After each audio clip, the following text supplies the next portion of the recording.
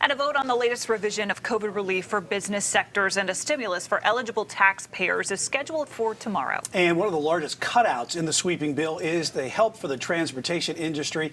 Breaking down those numbers, Chief Transportation Correspondent Hawker Vanguard. And Hawker, how much money are we talking about here? Well, a lot.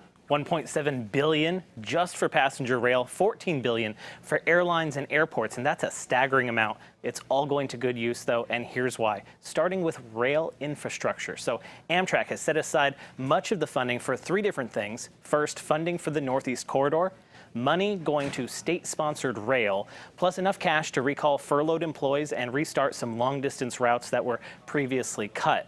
Now, in the world of aviation, more than enough to go around to keep the industry out of trouble until at least September. Now, the current payroll support funding is supposed to expire on March 31st. American, one of the largest airline employers here in the state, sent furlough notices to 12,000 employees system-wide not long ago, many of them working out of Charlotte and our surrounding airports. This round of payroll support for those employees will be in place through at least September, as I mentioned.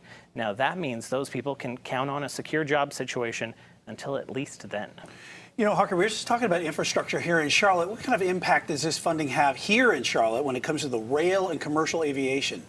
So when it comes to railroads, NCDOT and Amtrak run a joint venture. They have the Carolinian and the Piedmont that runs from Charlotte over to Raleigh-Durham, and they could be seeing some of that money to restart maybe more frequent service. In the world of aviation, though, American Airlines, like I mentioned, a very big piece of employee infrastructure here within the Charlotte area and surrounding areas. So we're talking agents, gate agents, fleet service clerks on the ground handling your bags, pilots, mostly flight attendants, though, Brian.